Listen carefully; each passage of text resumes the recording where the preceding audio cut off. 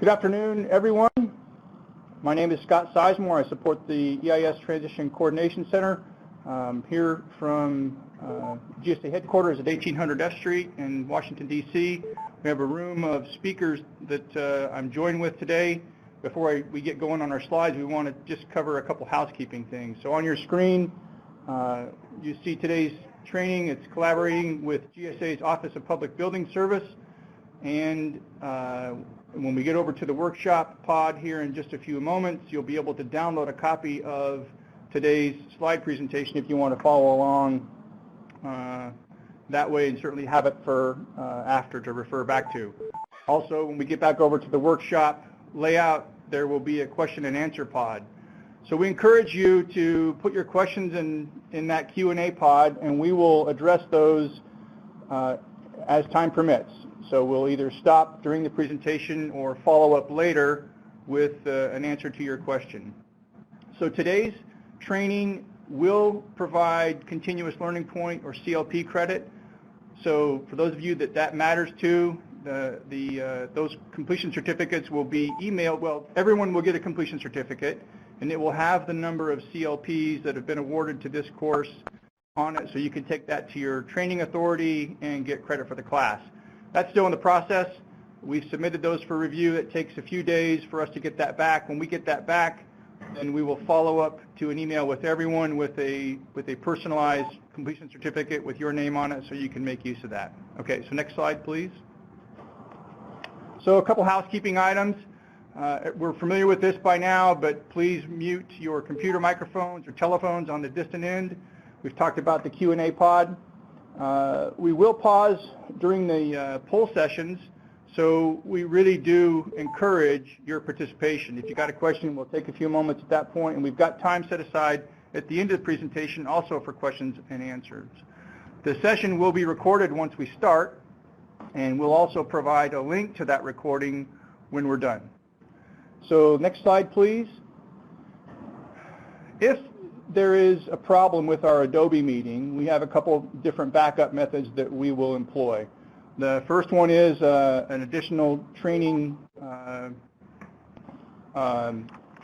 Adobe meeting space, and we will send that out to all the registered participants via email.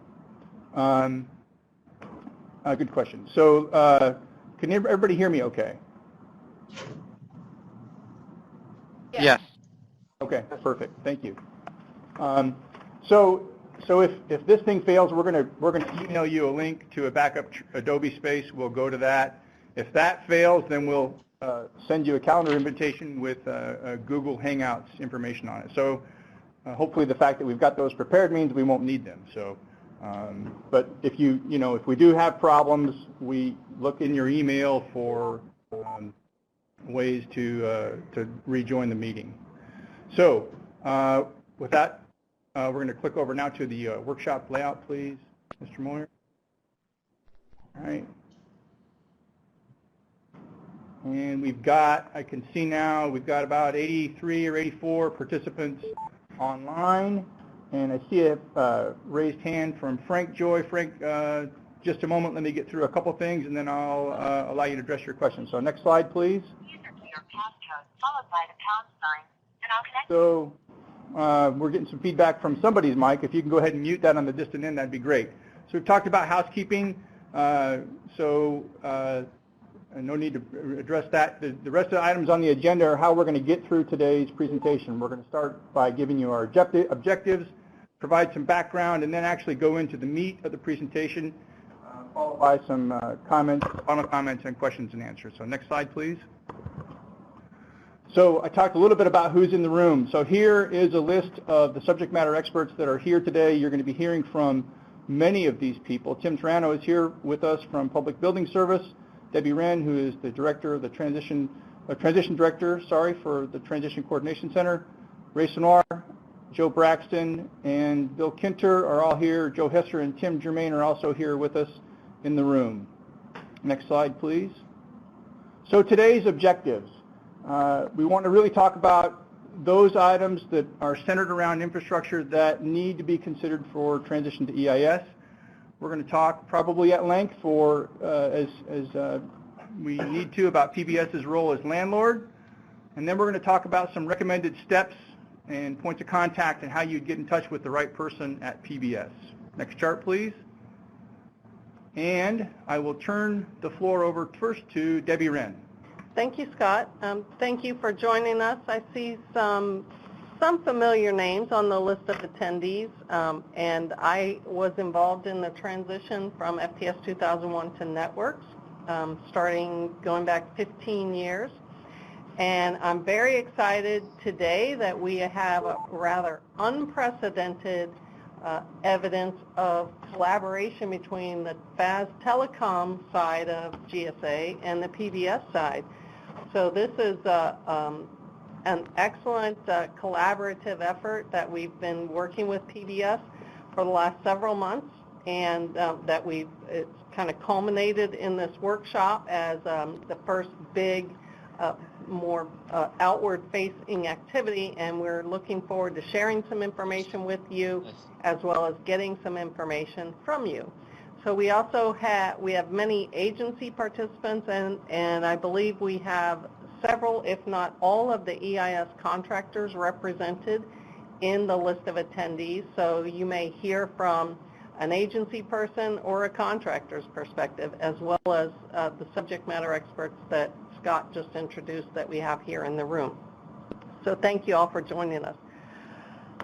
What is this transition and why we make such a big deal of it? Well, it's essentially the entire federal government's telecommunications services that have to move off of some 92 expiring contracts to the 9 EIS contracts. And we'll talk about the schedule for that just in a minute.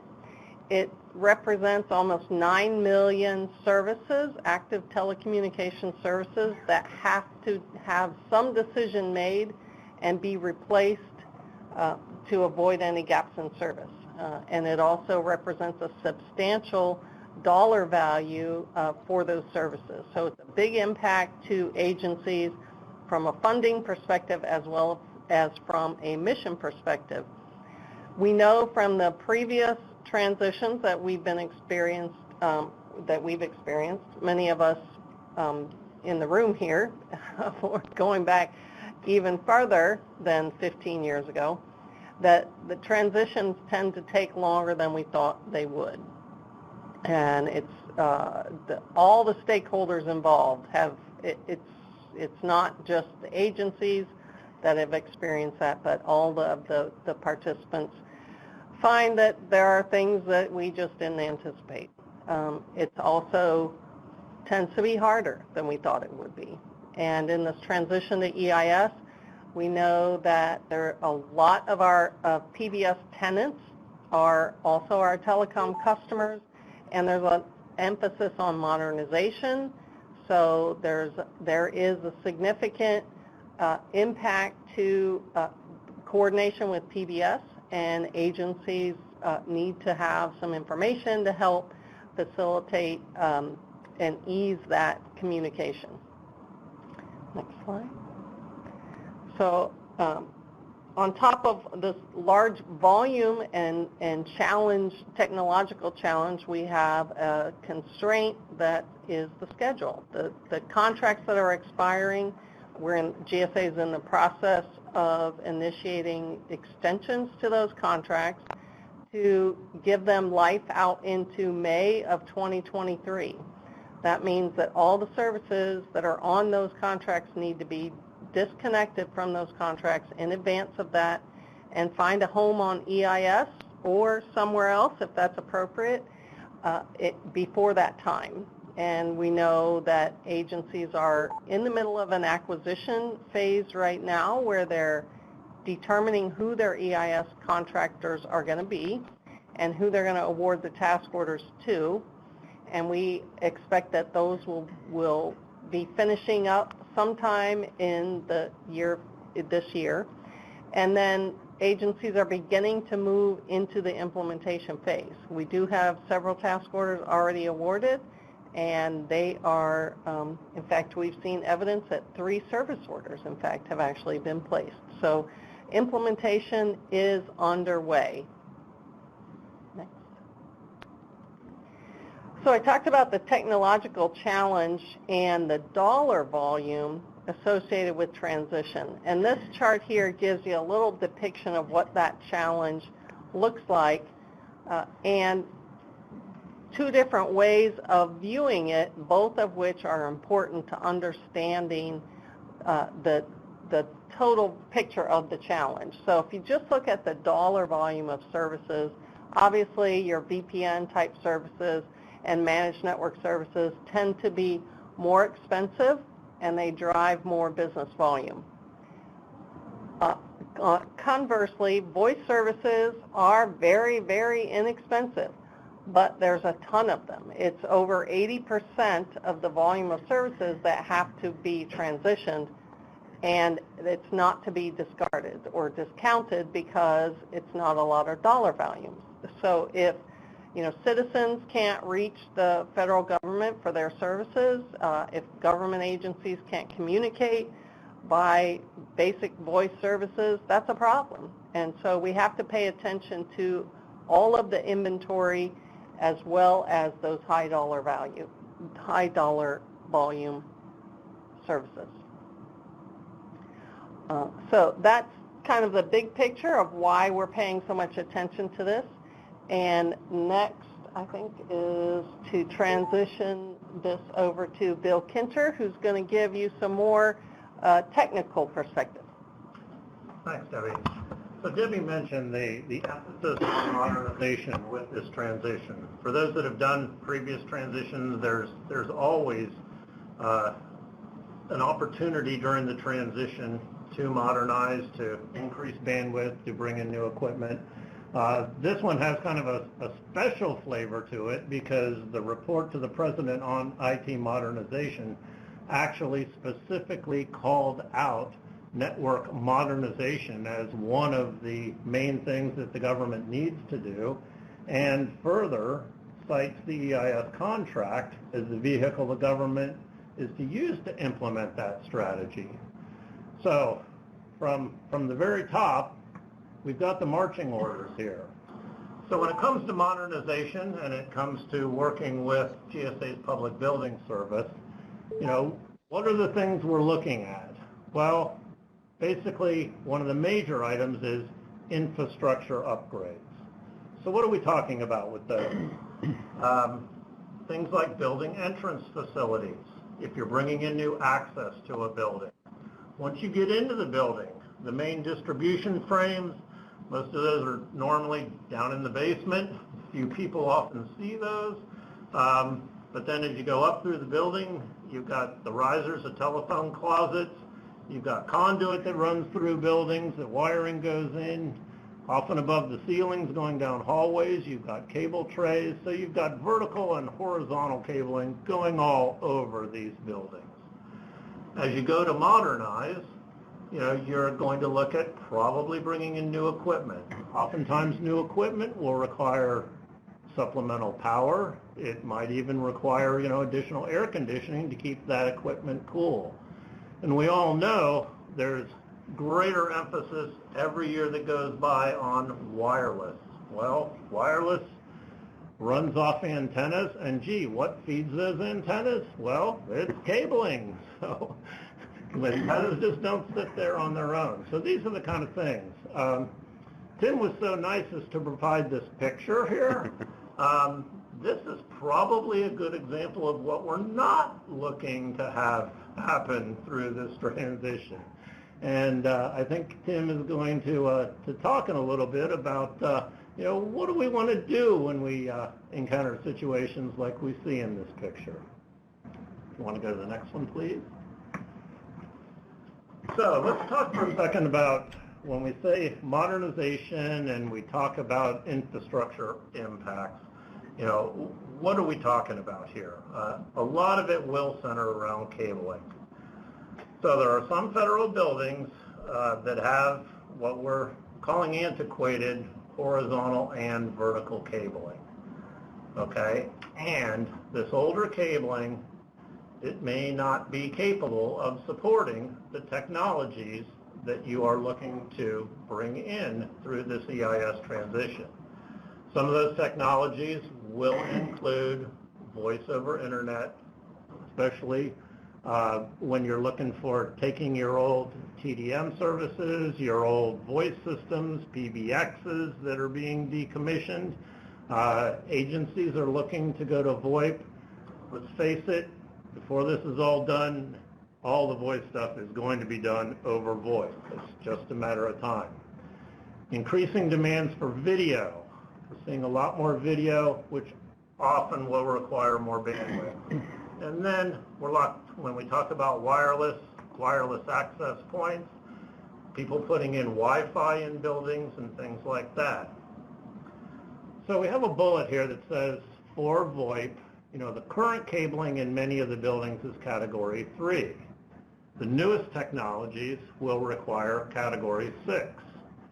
So right before we got started here, I was talking to one of my colleagues, and I was saying, I just went out and was Googling a little information on wiring, and I noticed that, wow, there's even Category 8 wiring that is out there that you can buy off Amazon today.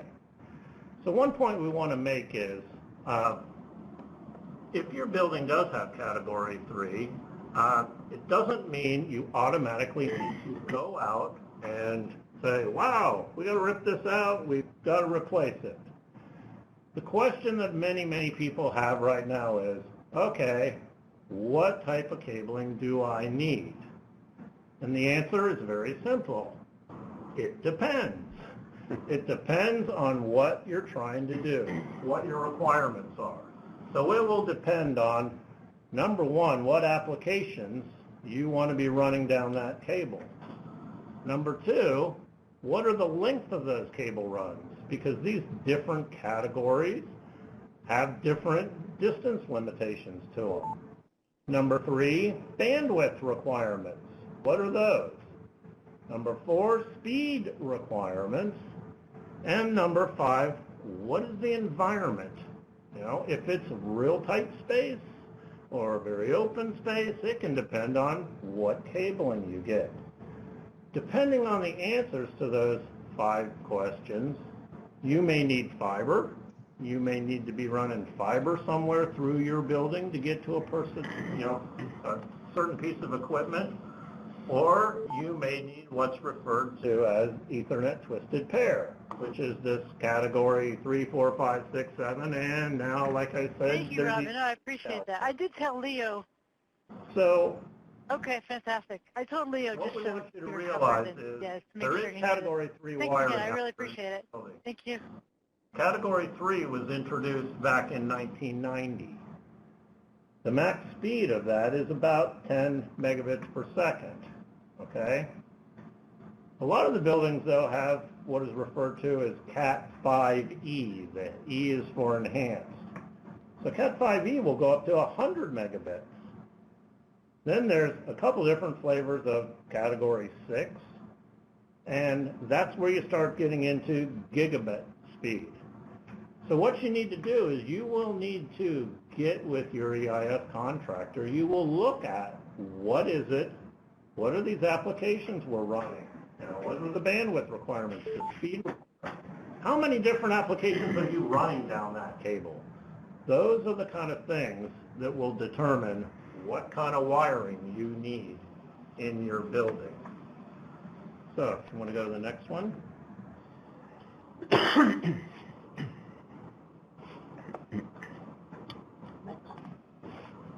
Okay. So, the reality here is not every agency is going to immediately require infrastructure upgrades to its buildings. Okay? So, when we were first talking with PBS, I think we kind of scared them a little bit. When we went through some of those statistics that Debbie did about, hey, look at the magnitude of this. And Tim will tell you how many buildings there are, and you can quickly get overwhelmed. But not everybody's going to need to do something tomorrow, okay? However, it should be anticipated over the next several years, that PBS will receive a substantial number of requirements to modernize. People are going to get away from those old technologies and move into new ones. So with that, let me turn it over to Scott. And Scott, you can handle any questions or the first poll that we have. All right. Thanks, Bill. So we, in order to drive some interactivity, we've got a couple of questions for you to respond to. After we do that, since we haven't had any questions come in the Q&A pod, I know Frank Joy had a question in the very beginning, but then his hand came down. So, Frank, do you still have a question if you're still out there? No. Okay, great. So we'll drop into our first poll set then. We're going to ask you a couple of questions. Some of you probably seen this before, but this is a way that you get a chance to interact with your presentation. So you can see that first question is a short answer. So I won't read the question, but you can, and then go ahead and start typing your answers. And what we would tell you is that your answers here on the screen are anonymous, so you can put anything that comes to your mind that's, I guess, appropriate. So how many buildings, have you required that require infrastructure upgrade? A lot of unsures. Whoa, 3,000. 500, that's a big number.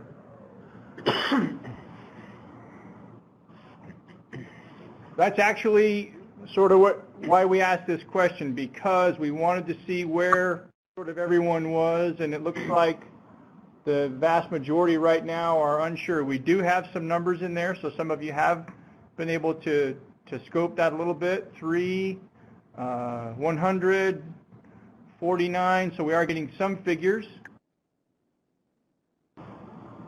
Got about, looks like we've got about 110 participants right now, and we've got about 30 of you that have responded, so it looks like the vast majority is unsure. So we're going to go ahead and go on to our next poll question for this session.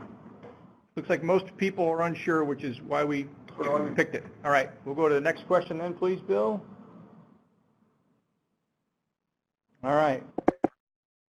So, multiple choice. You can choose which one best suits your answer.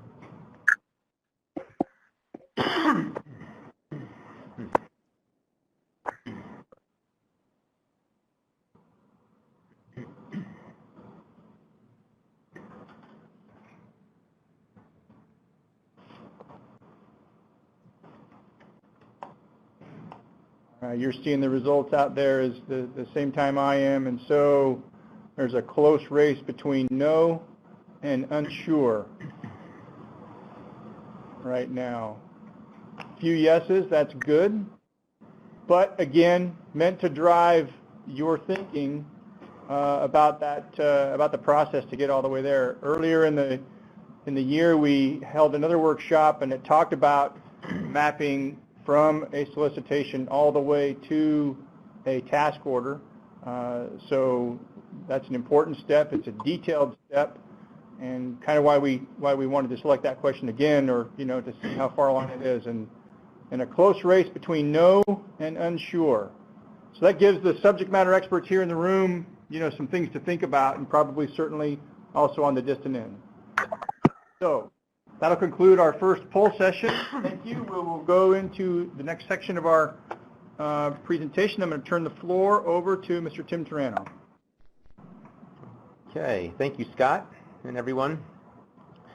So my name is Tim Turano. I'm a senior advisor in GSA's Public Building Service in Office of Facilities Management here at our central office, also known as our headquarters.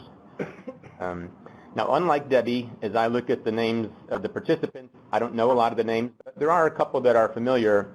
And so just for the purposes of my talk, I'm gonna make an assumption that while many of you know GSA, and you certainly know FAS, and you might know a little bit about PBS, I would suspect that in the past, when you were doing these types of infrastructure and cabling and IT projects, that you worked closely with the FAS point of contact, the DAR, who would help to facilitate your work in the buildings that we own and operate. So that's the assumption I'm going to make, and so I'll just briefly go over PBS a little bit and then engage you in some dialogue.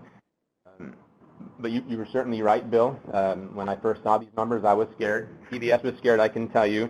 If I start just doing the math, GSA, we have over 9,000 federal buildings, and that's both owned and leased. And I'll get into the details on a slide when we get there. And that's about 400 million square feet of space. And so if we're looking at potentially 9 million projects, you know, on average, that's 1,000 projects possibly in a building. And I know that many of the buildings are going to have multiple projects. So it does frighten me. So what I want to do is work with each of you, both customers and our vendor partners, to kind of help us as we engage in this new way that we're going to be upgrading the infrastructure. So, so in general, so like I said, we have 9,000 buildings. GSA, PBS, we are responsible for these bullets that are up on the screen. Design and construction, you know, we have architects and engineers on staff and ones that we contract for. Design excellence program, so we design these projects and we build buildings. New construction, major modernizations would be the ideal time for coordinating your infrastructure upgrades. But I realize that that's not so practical. We don't have that many large renovations going on, and we don't have a lot of new construction. Most of our new construction is in borders at land points of entry and courthouses. So that leaves an awful lot of other projects and buildings where we're occupying the space, and certainly they need some infrastructure upgrades. Project management, really a part of design and construction. In addition to those major renovations, we also do a number of small projects. Often we in PBS lead those projects. We take rent revenues and we reinvest in our buildings to keep them as up to shape as we possibly can. Of course, realizing that when we build buildings, they're an iconic feature in some cities. We have buildings that are 100 years old. We don't have the luxury like the private sector to build a building and then gut it in 15 or 20 years and sell it off. So we realize that we might even have some analog, maybe not even Cat 3 in some cases. So those are some concerns. And then there's a number of projects that you all have in our buildings where you give us an RWA, a reimbursable work authorization, because you might want to do some work in your building. There's another ideal time for you to kind of work and coordinate infrastructure upgrades if you're going to maybe do an office renovation in one of our buildings. So a couple of things to think about. Space acquisition, so that's really leasing. So our Office of Leasing, they go out and on your behalf often lease space in private sector buildings when we can't accommodate you in our federally owned buildings. Like acquisition, GSA is an acquisition agency, there's no doubt about it. We have our own contracting officers as well, who more typically work on services. So they help us in PBS to get operations and maintenance contractors, custodians, and all those kinds of service contracts that help us with our day-to-day operations of the building. And that's where it really happens. So I have facilities management last, because we're ultimately, really the custodians of the space, and we're the face in the building. We're typically where a lot of project intake happens. And the point will be for these infrastructure upgrades, I think it might be just overwhelming if you are used to doing a project with the building manager, and I'm going to get into the reasons why. I think it would be overwhelming for a building manager to take on all of these upgrades. And as I get into it, and if we go to the next slide, I can kind of talk about that a little bit. And I want to talk about the kinds of properties that we own and operate. And so I did say that we had 9,000 buildings, 400 million square feet of space. Well, in some cases, we own the building and we actually operate all the day-to-day work in those buildings. And when we're talking about those owned and operated buildings, that's 2,000 buildings across our inventory, and it's 150 million square feet of space. So when I start looking at some of those poll answers and I see that someone's identified 3,000 buildings, I'm going to assume that some of them might even not be our buildings. Some might be leased, which I'm going to get into in the third bullet. But so if you can imagine that, unlike Washington, D.C., where a lot of our federally owned buildings are maybe single tenant, that might be easier. But I still think that even in some cases, a single tenant building with multiple bureaus or components may have multiple vendors and multiple requirements. So just imagine then if in one of our buildings where we might have 10 customers in a 500,000 or 500,000 square foot building, right? And you want to do upgrade and that might include 3 or 4 of the vendors that are on the contract, in addition to some of the locals in the area, and you want to get this done over the course of 3 or 4 years, my goal would be to try to help facilitate that we get some kind of an economy of scale, so that if we have multiple agencies who want to do multiple projects over 3 years, can we try to work together, coordinate our budget, so that we can push that project out the furthest, so that we can, you know, integrate and make sure that it's well coordinated and there's not a whole lot of chaos in the building. So really that's my ask as it relates to that first bullet. And I would challenge you who might be on the phone as customers, who, if you're in a building that we own, but you have a delegation agreement and you run it, and so you will typically get that. Just a great example would be here in Washington, D.C., a lot of the headquarters for the cabinet level agencies, the building is delegated. And I would suspect that if you were in charge of your own project, so your contracting officer is going to reach out to the EIS contractors, you're going to issue task orders, I suspect that you would want to coordinate that in the building that you operate. So I'm just asking you to really help us to consider that in the buildings that we also operate. And when I get to the next slide, we'll kind of talk about a number of things that I think you should really consider when you're doing your projects, whether that you're doing them on your own or whether you're coming to PBS for some help. And then last but not least, the leased and managed, we have over 7,000 buildings that we lease 183 million square feet of space on in your behalf. So we say we manage it. We usually have a leased building manager, but as you know, the lessor typically provides the day-to-day operations. So we'll want to make sure that even if in these leased buildings, if you're doing these infrastructure upgrades, I'm probably hopeful that a lot of the leased buildings probably have, you know, fiber and at least Cat 5 and Cat 6, but I'm not going to jump to that conclusion. But as you start looking at your lease portfolio where we're working with you, look at that, and you're going to want to give those same considerations to the lessor. We're going to try our best not to be doing multiple projects over multiple years, to try and just coordinate it so there's some economies of scale. Okay? And then if we can just flip to the next.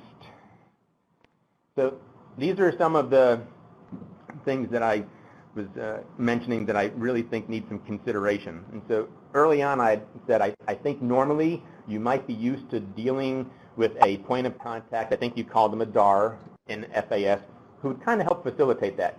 That DAR, great person, they know their way in and out of the building, they know who the building manager is, they can get you to the telephone closets, that's great.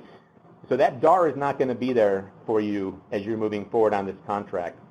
And so I think it's really important that customer agencies, whoever your contracting officer is who's going to initiate these projects, that you engage directly with PBS. It's really important that you do that. And the same, so I know that there's some of the contractors are on the phone. As much as we would love to engage with you, we're not your contracting officer or your COR. Of course, we'll work closely with you once the project is identified.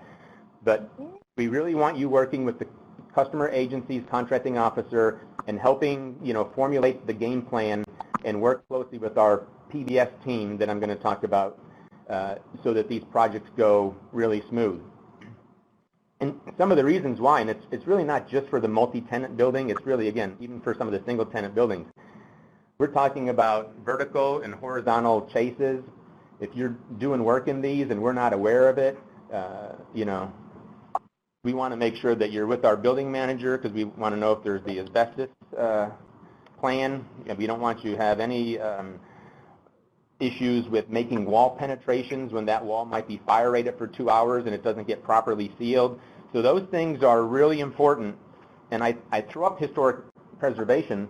Any federal building that is either on the historic register or eligible for the historic register has to be treated as a historic federal building. So any work being done in it that may alter any space needs to be signed off on by GSA PBS. So even in these buildings that are delegated, and you run the day-to-day operations in your own building, that still has to be coordinated with us. We just want to make sure that we cover you in terms of fire life safety, any hazardous materials, and historic preservation. And then a lot of times, a lot of this work might happen after hours, for example. And I know our customers often come to us and say that, we need an escort. The kinds of services that are on this contract are tenant, the cost is borne by the tenant. And some of these other things I'm talking about in terms of escorts, making sure you cover fire life safety, wall penetrations, those are expenses that may be reimbursable, so there may be additional fees. So I think that's also another reason why you want to coordinate closely with PBS. And I want to thank you, Bill, for putting that one picture up that I did send. And I know, and I can empathize, and maybe it's unrealistic in some ways. I know how difficult it is to identify cable that you want to tear out. In some cases, maybe it's the major renovation where it's the only opportunity. But to the best of our ability, if we have a lot of these infrastructure projects going on and it's going to add a lot of capacity in our vertical risers and we're getting close to capacity, just do our best to try to identify. So try to make that a part of your game plan when you're thinking about it. How can we at least get rid of some cable? You can't, I completely can understand that and relate to it. And I know that everyone thinks that, maybe the best way to do if you need capacity is do some more core drills on the verticals. And it might be, I'm not being unrealistic, but the best you can, try to plan to remove any old cable if you can. Okay? I think that one. All right, so Scott, we're going to jump into some poll. All right, so we do have a couple questions in the Q&A pod that we'll get to after we run through the poll session. So for those of you that put that in there, thanks. We'll be right to them. So the first question in our second poll session is also another multiple choice. So go ahead and take a look at that.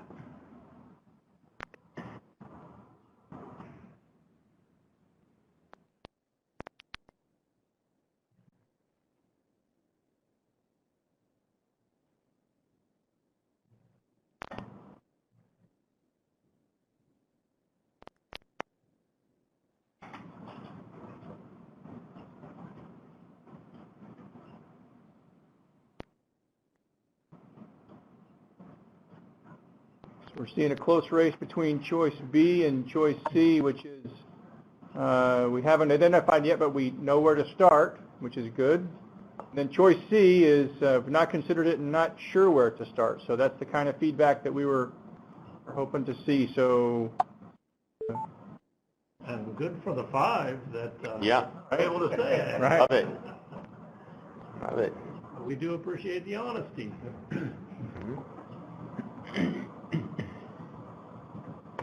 All right. So we've been getting around 30-ish or so. So we're about there on that question. We might have maxed that one out. Very good. We've got 3 questions in this session. So we will capture that and go to our second question.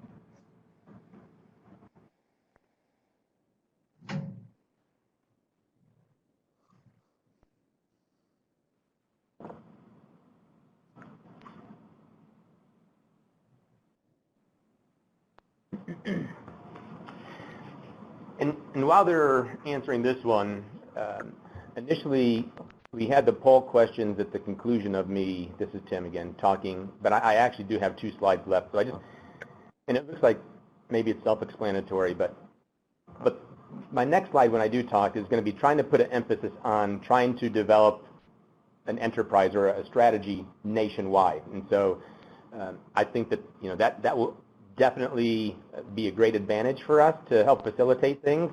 But I see that a number of people are going to probably be doing it by site, and I'm going to address that too. But so enterprises, so I am the State Department. I keep calling on them, not necessarily my favorite customer or my least favorite. I mean, I just want to, so State Department, I have 45 buildings across the United States.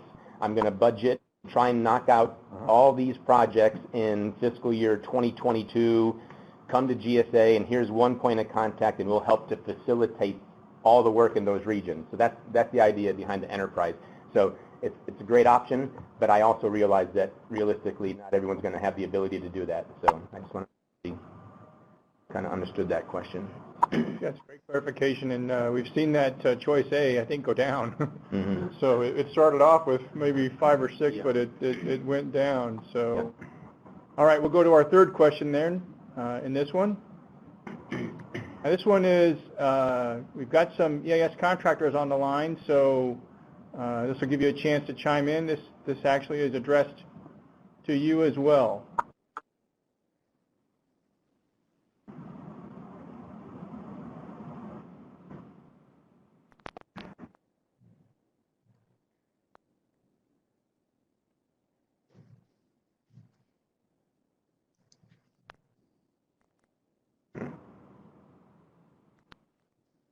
All right.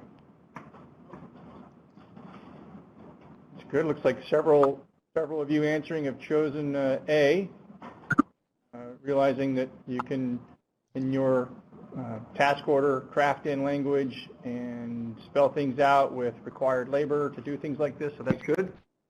Good numbers there. A couple of you looking at using another contract, and several still thinking about it. So some unsure. Very good.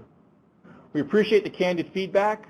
This is good for this group again, as I've stated before. So that brings us to the end of our second poll session. So we'll end this. We'll get back to our slides and. Oh yeah, great point. Thanks. So let's expand that question. So we've got a question from Long Tran that says, what is the timeline for the proposed upgrades and how will it directly affect our agencies? So I think that is, I don't know, there's a couple people in the room that can feel that, but I'll defer to you. Well, I'll start off. The timeline for the proposed upgrades would need to be inside the timeline for the EIS transition. And going back to that Gantt chart that Debbie talked to, the goal of September 30th, 2022 is to have 100% of everything on the expiring contracts disconnected. So the timeline for proposed upgrades needs to be within that time frame there. If anybody else has anything to add? That's true. All right, very good. Thanks, Bill. So we'll expand our next question from Frank Joy. Says, is there a standard way to engage that conversation? So Frank, I think this came up when Tim was talking about coordinating with PBS. I think that's where that ties back to. Feel free, Frank, to come off mute and elaborate to make sure we understand exactly what you're asking. No, that's exactly what it is. Because the VA has a number of locations in federal buildings scattered across the country, and you're providing some of the full services in some of them, and want to know who to engage with as we work the transition for those. You hear that, Tim? You're very weak, Yeah. Frank. We can barely hear you. We turned it up all the way, but could barely hear you. So was the question that you're, Frank, you're with VA and you have a number of buildings across the country, and so as a result, you're just trying to help? Yeah, sorry about that. Is that Okay. better? Yeah, Better? well, my last two slides, I'm going to throw out a couple of ideas on how to do that. So I can address that maybe if we go to the next slide, and then Okay, thank you. Okay. We've got one more question. Let's go ahead. It came in from Teresa, and then we'll jump into that. Can the EIS contractors contact list for PBS so we can reach out directly to PBS? Yep. So again, I will. This is Tim again. I'll address this a little bit in my two final slides, and then I do know that, I don't know if you're going to market this later, but on 10 July, I believe that there is a workshop, a half-a-day session you're having here at the GSA Central Office Building, and each of the EIS contractors will be here. They may have booths and that sort of thing. I'm going to also participate in that session with you all. I'm looking forward to it. And I'm also looking forward to maybe having some time either prior to or after where we can get together as a group with each of the contractors. And so again, so these last two questions I'm going to address, and I'll have the answer more on the enterprise, and I'm working on building to building, and I'll kind of explain why, and also promise that we'll have links available to identify those people. But so if there's no other questions, then let me jump into. And Yeah, go ahead. this question looks like it's addressing having the EIS contractors reach out directly to PBS, and you had made some comment about that earlier. Well, yeah. So FAS, worked to put this contract together in the contract terms and had a contracting officer. Each of our customer agencies, so have a contracting officer who's able to just go directly to the schedule and acquire these services, and highly encouraged to do that. And so I just think when I have a contractor in my building, and I'm the CO or the COR, I don't want other people interfering with the contractor. I would rather, as the EIS coordinator, as long as you coordinate any of your discussions with us, if you include either the project manager or the COR from the customer agency, you absolutely can do that. But I just want to make sure that we're meeting their requirements, and I wouldn't want your dialogue with me, and when I say me, that also means any of our building managers across the country, to at all alter the scope or schedule or cost of your relationship with the customer. So I want to be clear about that. We'll be there. We'll be glad to engage with you, but understand that this will be the customer agencies who reached out to you via the contract. You should make sure you coordinate that with them at all times. Does that make sense? Did I answer the question? Yeah, thank you for clarifying that. Sorry, I misread that. Okay. Okay. So before I get into kind of the points of contact, just wanted to put this up here, and maybe you can then appreciate for the projects that will be done on a site location and not an enterprise location. PBS, GSA has 11 regions, and you can see how they're color-coded. And I realize that our regions don't necessarily mirror your agency's regions or zones or whatever you may call them. So I think it was just important to put this. So you may have someone who's doing work in your agency may span, happens a lot, our regions 2 and 3. So I'm going to be trying to figure out the best way to coordinate that effort for you so that you have fewer people in PBS to talk with. So that's kind of what my next couple of slides are about. I just wanted you to appreciate what our regional structure is versus what yours might be, so that you might understand that I'm trying to avoid any complexities for you and trying to help take what I think is potentially a very complex project delivery and make it simple. So if I may have the next slide. So my final two thoughts on points of contact. And so from looking at the poll questions, it looks like you might not be looking at an enterprise way of decision to do your work or national, but the intent here is if a head agency does want to at least start their initial dialogue about planning for the number of buildings that you want to do some infrastructure work and plan out like an overall budget and knowing when you might be budgeting in the out years for this. This link, we'll have our national account executives. Actually the title is National Client Executives, so we will need to make that alteration. So we have at our central office, in our Office of Portfolio Management and Customer Engagement, we have national client executives, one person who is assigned to each customer agency. And some of the larger ones, like DHS, a lot of activity recently with CBP, so we have one person who just handles CBP, but we'll leave that up to us. But this one person is familiar with this contract. They know that you have a Gantt chart of when you might need to get some infrastructure done. If you just want to have some early conversation planning, fiscal year, budget, you can reach out to this client executive. They will kind of hold your hand through the process and also help to facilitate the work that's going to get done in the region. Okay, so as of this moment, that's a great first start to work with PBS.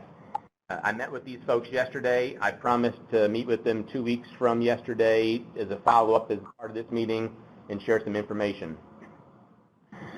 Now, when it comes to the folks who were talking about an as-building or way that they're going to handle their projects, so imagining our 2,000 federally owned buildings and our upwards of 7,000 leased buildings, we may have, for those 9,000 buildings, we may have 2,000 or 3,000 building managers responsible for those buildings.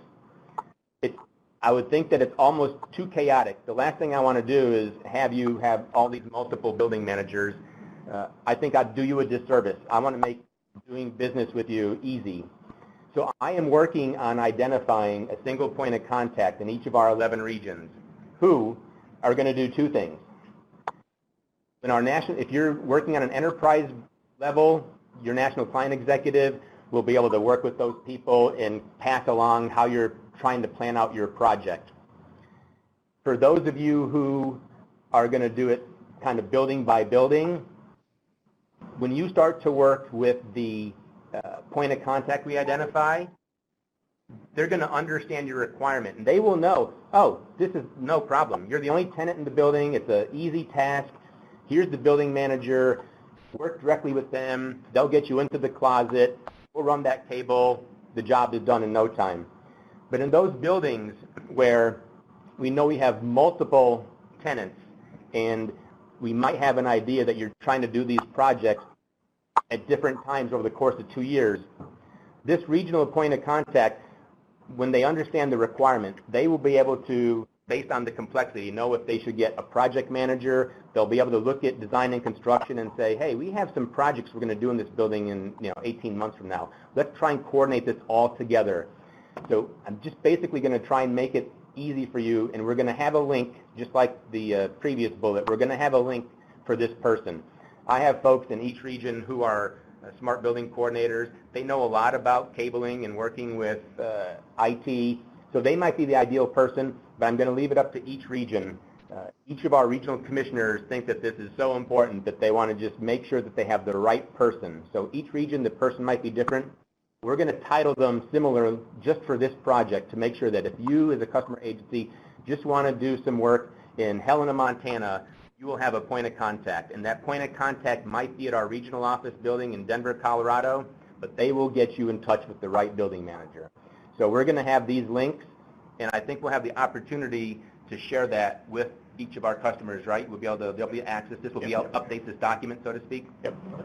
So that's how we're thinking about coordinating these efforts on case by case. Okay? And I think, is that my last slide? It is. So, okay. So now, we've had a couple questions come in on the Q&A pod, but feel free now at this point to take your phone off mute if you've got a question you'd just like to ask. And you've seen the subject matter experts that are in the room, just go ahead and do that. We'll have that period until we kind of run it out, and then we'll have some final comments, and then we will wrap up.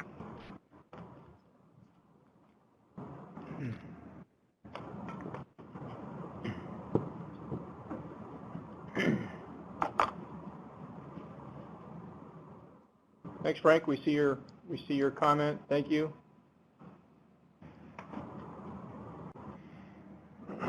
Now, Debbie did give me authorization to call on some of you if nobody says anything, so. Well, I have a question. I'm in the room. This is Tim again. Really we shared a lot of new information, and I got out as much of this session, I hope, is all the participants, and I have a little bit of homework to do myself. Are we going to have this opportunity with maybe the same audience at a future date, and maybe as they now know what they might need to think and out, they might spend the next several weeks thinking about, is there an opportunity to get back? Do we think that'll be helpful? I think that's great. And you mentioned earlier we have an EIS event scheduled for July 10th, and invitations have gone out, I believe, and it's will be held here at the GSA headquarters at 1800 F Street in D.C.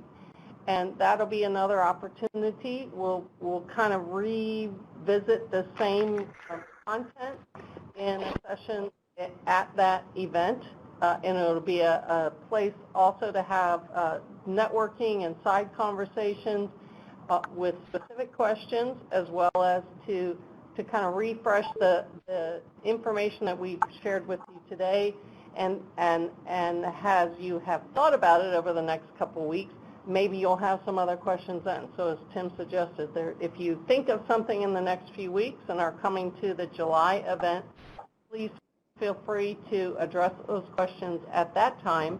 And always, if you have a question, you can contact the TCC directly through the National Customer Service Center that's on our website, gsa.gov/EIS transition, and Scott's going to share that information coming up. You can always send us a question through there, and we will get you the answer that way. And if it looks like after the July 10th event, there's another need for this replaying this workshop, we can do that. Are we recording this today? We are. So there'll be a recorded session, a recorded version of this session available for you to download, listen to at any time, and to share with your other colleagues that weren't able to attend today. Good. We do have another question from Stuart Grossman come in. Says, is it possible to obtain copies of past site surveys for as many of our agency's locations as possible? Take that. Yeah, I'm not, well, copies of past site surveys, I don't know, we don't exactly have a repository of... Yeah, I think the issue is, as said, if we're talking about trying to figure out, what kind of wiring is in buildings, probably the majority of the wiring in the buildings is controlled, by the agencies, by the tenants. They've had it installed, they had it paid, they had site surveys done prior to that. So the site survey information that would largely be needed would be controlled by the agencies, so you'd need to check with somebody in your agency.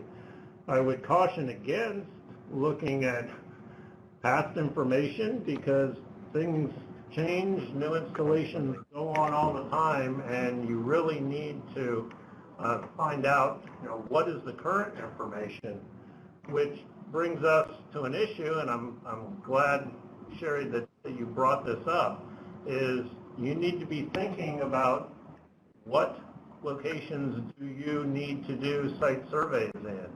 And, site surveys are addressed in the EIS contract. The EIS contractors do those as a normal course of business, but you will likely be needing to engage with your EIS contractors who you've issued task orders to perform site surveys, find out exactly, what the cabling is, match that cabling against what are your requirements, what modernization, you might be doing, and determining, hey, this cabling is good, we can make it all work, or hey, you may need some slight modifications, or hey, we may need to really do some radical new installations here. So that's probably how this would play out.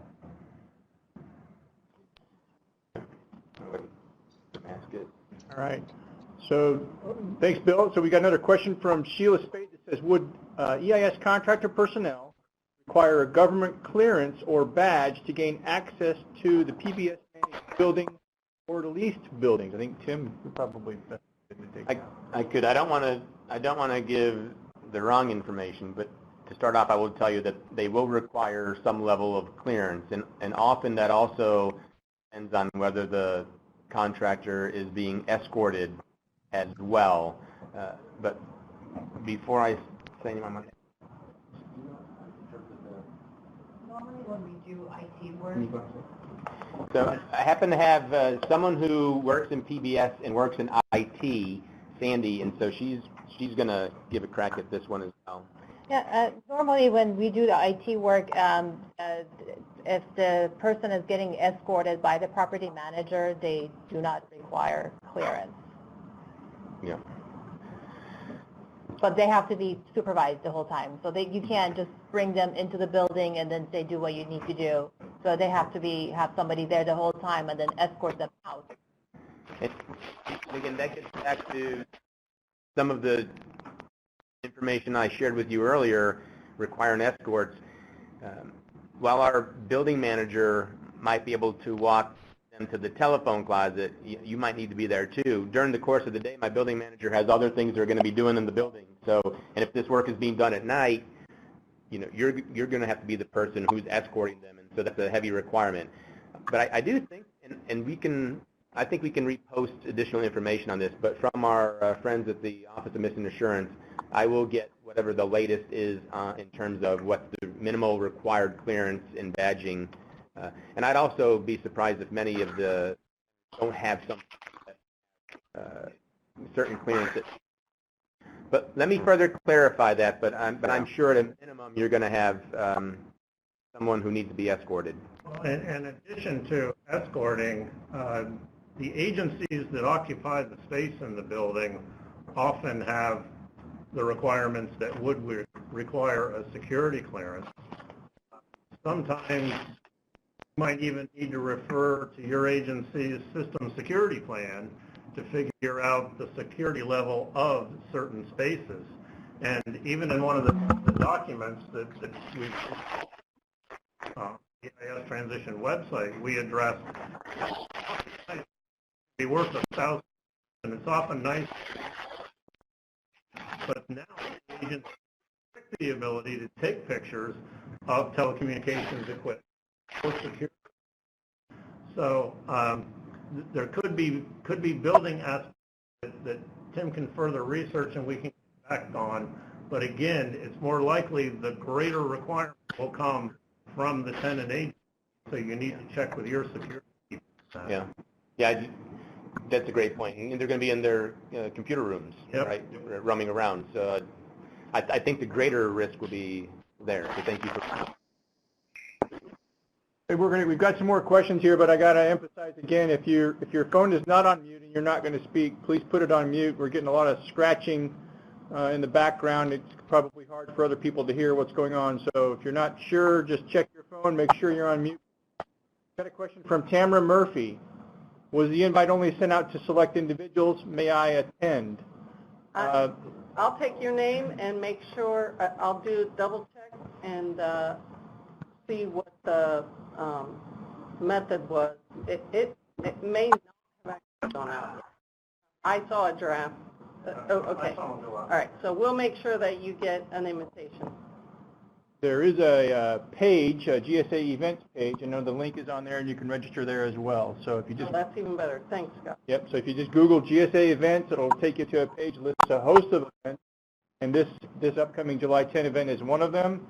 Those you can see other things that are coming up you may want to participate in. So the name of the event is Managing Your EIS Implementation: How We Succeed Together. So all right. So another question from Jasper Saunders. Has PBS completed an inventory reconciliation between their GSA AAI inventory and internal inventory? Oh. Well, yeah, the AAI inventory contains the telecommunications services and doesn't contain the kind of facilities information that we're talking about that needs to be assessed and investigated in each building.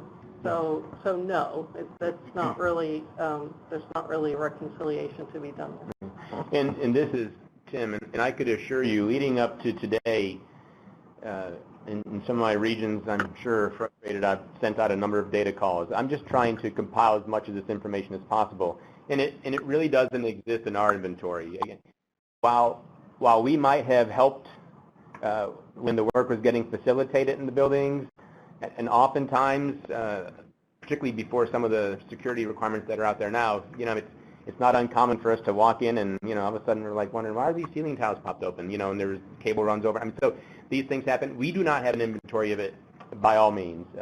I would think that the closest ability would be within your own agency, and I also appreciate that you might not have some of that too. So I think the whole idea of maybe doing a little research ahead of time is going to be our best bet, and so I'm glad we were able to get this information out sooner, because I think even though that, what do you say, that September of 2022 is daunting, but I mean, we do have some time, but I think if we start trying, if you can do your best to look at your own inventory, I think that's going to help us in the long run, and I'm sure our building managers will have some information, but we do not have any documented inventory whatsoever from that end. Good answer. Okay, thank you. Thank you, Tim and Debbie. So we've got a question from Alan Suarez that says, are there any limitations that building management teams can provide, such as escorting and installation? I think maybe are there any limitations on those people that they, how I would read that. So again, depending on the complexity of the work, whether it can be handled at the buildings management level or through a project manager, that we would probably maybe even contract out for. These would be added expenses. So, and we'd have to take it on a case-by-case basis. Typically, I mean, I don't know that anyone who works in the building manager's office would have the ability to do this kind of work. And even as far as the escorting, if I'm taking them away from their day-to-day job, I need to get reimbursed for that, and I'm not sure how that would look. And certainly, if you're doing the work after hours, I would need to get reimbursed for that, and they'd be on availability. I think that the best escorting is going to happen by doing it through your own agency. Otherwise, we would have to look at getting some of this work done via a contract as well, and you're going to end up paying for that through an RWA to get the work done. But again, as we know more about the requirement, I think there'll be some one-offs where it's going to be that simple. And now, of course, in order to get the installations, though, I think we're talking about here. These are the EIS vendors who are performing this work. But if there's something outside of the scope of that work, I think it's going to be we're going to have to take it on a one-by-one, whether you want to add scope to the vendor and have them bill you separately for that, or whether we use our O&M contractor or maybe a contractor that we have access to. But again, there would be a fee for it. So Tim, you used the term RWA. Yep. A lot of this audience is telecommunications people. Can you just give a little thumbnail sketch of RWA and that process? Yeah, and maybe this is something we can also further post, but it's in our forms, and I'm embarrassed that I don't know the form number off the top of my head, but GSA's reimbursable work authorization is a form that's used for you to identify scope and services that you need for PBS.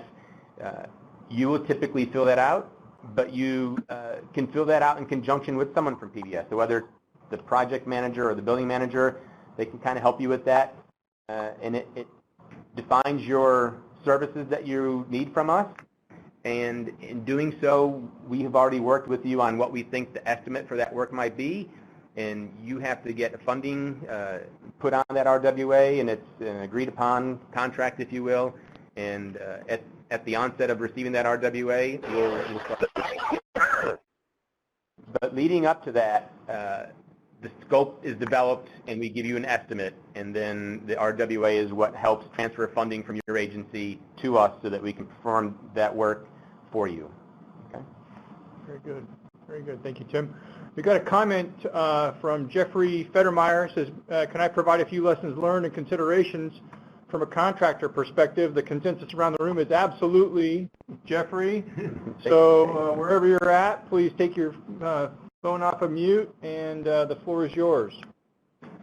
Good afternoon. Can you hear me okay? Yep. All right, great. Well, thank you so much for that. I appreciate the invitation.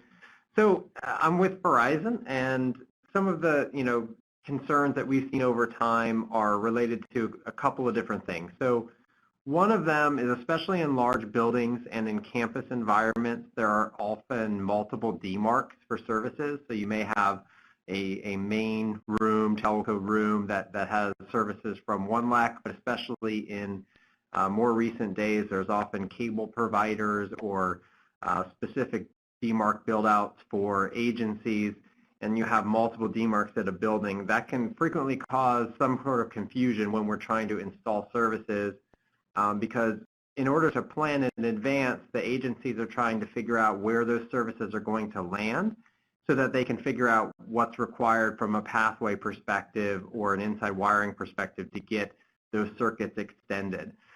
So it would be really helpful from a building management perspective if we would know, or if you guys track it all, I'm not sure that if you do, where those demarcs are located, so that if we can say we're having, you know, a local circuit delivered by whomever, that you would know where that demarc is actually located within the building. So that's one. Then related to that, on handoff and extensions, it would be really helpful for the agencies to consider, and the building owners as well, what types of cabling are in place that can potentially be used for extensions, or what's going to be required. When we place orders for services, they have particular handoff types that are specified, fiber versus copper, and what type of fiber, handoff types, all those kind of things. And unfortunately, if we get the circuit delivered and then that has to change due to distance or because there's something else present at the building, sometimes the entire circuit has to be reordered. So just to kind of work with the building in advance to understand what those requirements are and make sure that the order comes through with those specific requirements. And then lastly, just on a site requirements perspective, oftentimes as we're installing transformational type infrastructure, it's going to require a new piece of equipment to be installed where we have to have, you know, electrical, conduit, whatever it might be. And we just have seen a lot of long-term delays associated with that, especially on, you know, building entrance. If it's required that new conduit be placed from a property line into the building, you know, that can sometimes involve digging up parking lots or other more complex, you know, construction. And we've seen many multi-month delays as a result of that. And also if there are any vendor or specific contractors that are required from a GSA perspective to perform work. So sometimes we find that, you know, it is a requirement that such and such contractor be used. So we can't then, on the EIS contract, from an inside wiring perspective, we don't necessarily have agreements with any of those folks to get work done. So then it becomes something that the agency has to work with GSA to complete. So those are some of the main things from my perspective that have caused kind of extensive delays on projects. Bettermeyer from Verizon. Thanks, Jeffrey, for those comments. This is Tim. I appreciate it. I took a couple notes myself so that I can share that with our folks. On that last one, I think that's especially a great point, because just thinking about the leased buildings, typically in a leased building, the lessor has first right of refusal for any work that gets done outside of this contract. So to your point, if at where the wires come into the building, if you bring in some equipment, there's not enough electrical capacity in there and they need to do it, the lessor is first right of refusal. And often they have, you know, we represent you as well as we can, as best as we can. We advocate for you.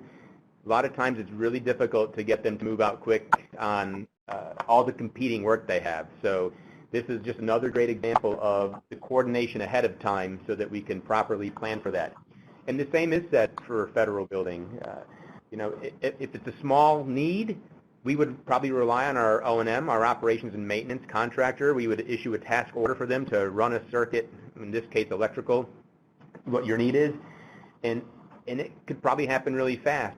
But it's not covered in the scope of our contract to provide that. That's an additional cost, and so that will be a cost that, you know, the agencies have to bear. And that's why I think it's important to plan this ahead of time and look and see what needs to get done outside the scope of the EIS contract, because we'll need to get estimating all those costs for you so that you can provide us with the RWA to get the work done in a timely fashion. So thank you for that. Very good. Thanks, Tim. We got another question from Jasper. It says, can PBS share an agency to highlight where both parties feel productive processes have been established? This might be useful for sharing with agencies to figure out where to start, sort of maybe some best practices or somebody that's got templates or where things are going well. I don't know. Maybe that's something to consider for the July 10th event. Yeah. We can talk about that. Sure. Thanks, Jasper. All right, that looks like we've kind of, our Q&A pod has kind of dried up. So before we go on to the next slide, actually, we'll just make sure there's no final comments from anyone around the room, any of the subject matter experts around the room before we go into some cleanup stuff. This is Bill. One thing I'll say that kind of jogged my memory from something Tim was just talking about. We have seen a lot of interest in modernizing and adding diversity. And in adding access diversity into buildings, you know, there just may be an entrance coming in from the south, and now they want another entrance coming in from the north. And as Jeff Fedemeyer said, you know, trying to get new builds for entrance facilities often can be very lengthy in time. So if you have any talk inside your agency about access diversity, you want to make sure you're addressing those. I mean, frankly, once you order your task order, I'd make that a topic in your kickoff meeting and get that on the table very early. And I will tell you, you know, having had experience putting in diverse access into historic buildings, it's like playing three-dimensional chess. So, you know, you want to make sure any place where you're looking for new diversity, get that up there, and, you know, PBS is involved. You want to get them involved, you know, right up front on those things, because it may take a year just to get all the planning and permitting and everything done before you can even start construction.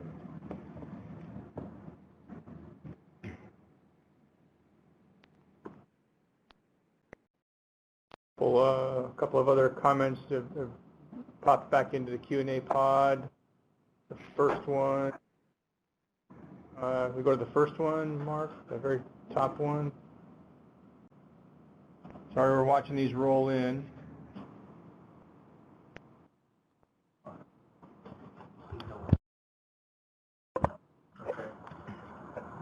All right. All right, so we're not sure those actually apply to this session, so those look like something else. So on the screen you see what Debbie referred to earlier about GSA's help desk. So the telephone number and the hours and also an email address are listed there. This is in your slide deck, so we're not going to spend any more time talking about that. Next slide, please. The next slide is the upcoming transition training schedule. So you've got this in your slide deck. At the very end, there's an email address to reach out to the training team if you need more information on these and would like to be included. These will also be posted on the GSA events page, so they will be there. Next slide, please. And then finally, training resources that are out there. So we realize this is a giant transition. There are people new coming and going, so GSA took the time to put together a course on Telecommunications 101. Also goes into a good introduction on EIS pricing structures. That's an e-learning module, and that link will take you right to where that training you can take. So customer support, agency managers, and telecom technology service managers, are also listed. That's also a hyperlink. Our web page, our Interact web page, and then finally at the very bottom of this slide is a specific email address to me and my training team. If you've got questions about training, shoot us a note there and we'll respond. If there are no other comments around the room, then that wraps up today's presentation. We again thank you for attending and for your comments back and forth. So what you can expect to see from us, the training team here, in the next coming days, is an email with a couple of things in it. One is a a link to the recording of this session. Also a link to a very short survey. We would really very much appreciate your participation in that. It's just a couple of questions. We will also include a copy of the presentation, so those of you that may not have gotten it will have a copy there. We've got a couple of other things that we'll be developing in the coming days. So when those come out, Tim's going to do a couple things. Tim's going to maybe get us an RWA form, and also he's working on more information on minimal clearance and badging requirements. When we get that information, we will send it to this group of attendees as well. But we want to first get out right away those things, to the link to the recording and those other things. Following the evaluation of the CLP credit, each of you that participated will also get an individual certificate of completion. So there'll be some things coming from that training email box. It's not spam. It's all good stuff, so take a look at those when they show up. I think that's it, folks. Scott, I'd like to make one comment about the survey that you said. When we did the polls, we had a lot of answers that were don't know or haven't figured that out yet. So instead of every agency and EIS contractor figuring out things on their own, if there's things that we can figure out once and then share collectively, we definitely want to do that. I think it'll be more efficient and help everyone. So we would like you can use that survey as a way to do that and say, hey, you know, I answered I don't know on this, and here are the kind of things I need to know before I can figure this out. Just list them out, give those to us, and we will figure out the way to gather the content so that we can collectively get through this transition together. Thank you, Bill. Perfect. All right. Thanks very much, folks. Enjoy the rest of your day.